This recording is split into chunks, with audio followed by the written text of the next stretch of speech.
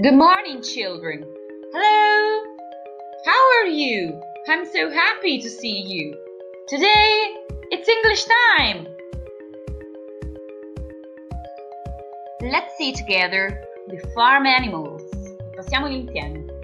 Bird, horse, cow, sheep, pig, duck, hen, frog, duckling and swan. Gli animali però possono compiere alcune azioni importanti. For example, they can run, correre, they can jump, saltare, they can swim, nuotare, or they can fly, volare. In inglese, per dire che so fare qualcosa o posso fare qualcosa, utilizzo l'espressione I can, cioè io posso. For example, I can run, posso correre. Ma se per esempio non posso o non so fare qualcosa, in inglese lo dico con I can't. For example, I can't swim. Vediamo cosa dicono questi animali. Listen. I can run, but I can't fly.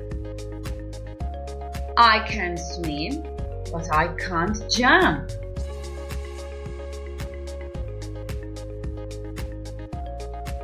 I can fly, but I can't run.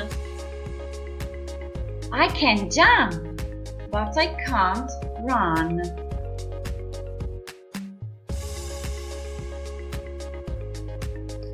So, let's see. Per dire la frase io so correre ma non so nuotare, utilizzo quest'altra frase. I can run, but I can't swim. Quindi utilizzo la frase con I can, but I can't. Ora tocca a voi. Provate a scrivere 3 frasi con la formula I can, io posso, but I can't. Utilizzate i verbi che abbiamo visto sopra per gli animali e parlate di voi stessi. Sono sicura che sarete tutti bravissimi. See you soon, children! Buon lavoro e a presto! Bye bye!